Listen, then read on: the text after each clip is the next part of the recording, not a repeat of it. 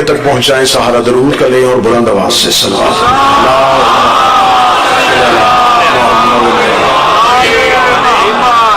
اجازت ہے گفتگو شروع کی جائے؟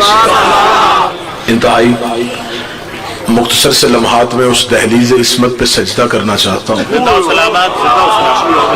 جس کی دہلیز پہ پہلے رکنے والے کو محمد کہتے ہیں۔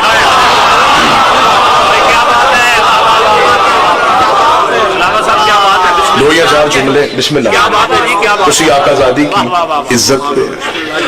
کسی خطیب میں، کسی ذاکر میں، کسی بشر میں یہ طاقت ہی نہیں کہ وہ ببانگ دہل ممبر پہ آ کے کہے کہ میں آپ کو فضائل سیدہ سناؤں۔ اس بی بی کا فضائل سنانے کے لیے لہجے کا توحید ہونا ضروری ہے۔ بول سکے وہ زحمت فرمائے، لہجہ توحید ہو، سماعت رسول کی ہو، لفظ قرآن کے ہوں، پھر کوئی بتائے کہ بطول کس سے کہتے ہیں۔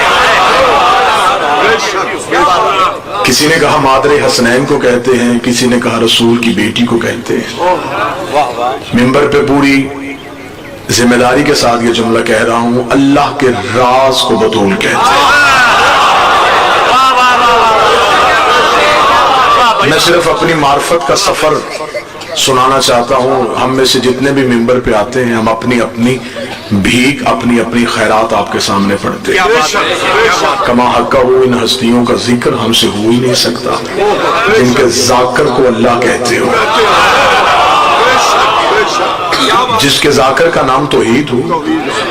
ہم کون ہوتے ہیں کہ ہم کہیں کہ ہم ان کے ذاکر ہیں؟ ہم تو اپنے اپنے عرفان کا تعارف کروانا چاہتے ہیں کہ ہم نے دہلیز پہ سجدہ کیا، انہوں نے ترس کھا کے جو خیرات دی، اس خیرات ہم لفظوں میں سمیٹ کے آپ تک پہنچاتے ہیں۔ جس بی بی کی تسبیح کے دانے گناہگار کو رحمان سے مشورے کے قابل بنائے، اس سے بدل گئے۔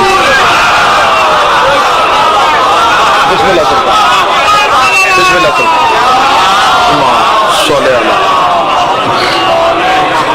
جس کی تسبیح کے دانے گناہگار کو رحمان سے مشورے کے قابل بنائے، اسے بطول کہتے ہیں۔ اگلی صدر پہاڑ میں قدر نہیں ہوگی تو پھر کہاں ہوگی؟ جو کعبے سے زیادہ پاک ہو اسے بطول کہتے ہیں۔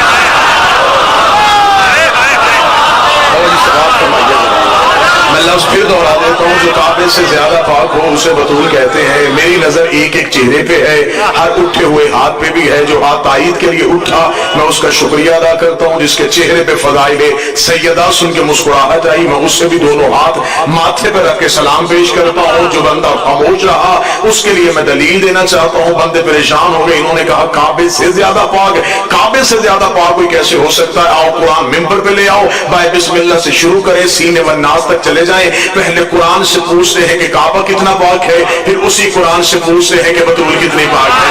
جب ہم نے خدا سے پوچھا ہے اللہ کا کتاب تو بتا یہ خدا کا گھر کتنا پاک ہے، تو خدا علم یزل سے حضرت ابراہیم سے گفتگو کرتے ہوئے خدا نے کہا یا ابراہیم طہر بیتی، ابراہیم تو میرے گھر کو پاک کر، ابراہیم تو میرے گھر کو پاک کر، ابراہیم تو میرے گھر کو پاک کر۔ گھر اللہ کا تھا، پاک رکھنا ڈیوٹی ابراہیم کی تھی۔ گھر توحید کا تھا، پاک رکھنا ذمہ داری ابراہیم کی تھی۔ اب خدا سے پوچھ کے بطول کتنی پاک ہے، اب توحید کا لہجہ ہی بدل گیا، اب قدرت کے تیور ہی بدل گئے۔ آواز انما یرید اللہ لیذھب عنکم الرجس اہل البیت ویطہرکم تطہیرا، بطول میرا ارادہ ہے تجھے میں پاک رکھوں گا۔ کعبے کو ابراہیم پاک رکھے، بطول کو توحید پاک رکھے۔ کعبہ اتنا پاک ہے جتنی ابراہیم میں طاقت ہے، بطول اتنی پاک ہے جتنی توحید میں طاقت۔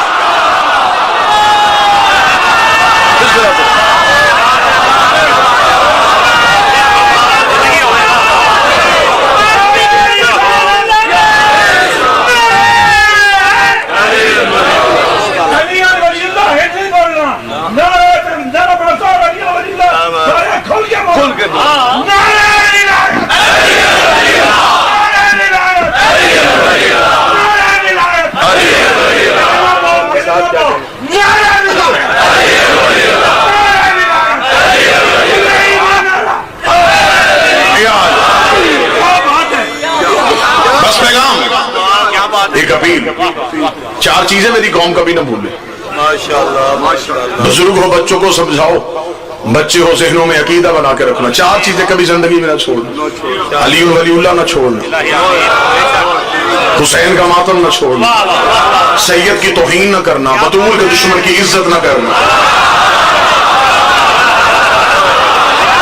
नहीं चाहिए हमें वो बंदा शिया जो अली वलीउल्लाह भी पढ़े और बतूल के कातिल को रज़ी अल्लाह भी कह दे।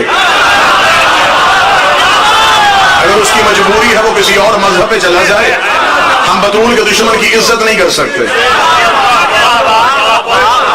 जमहूरियत है, अच्छे को अच्छा कहना चाहिए, बुरे को बुरा कहना चाहिए, गलत को गलत कहना चाहिए, ठीक को ठीक कहना चाहिए।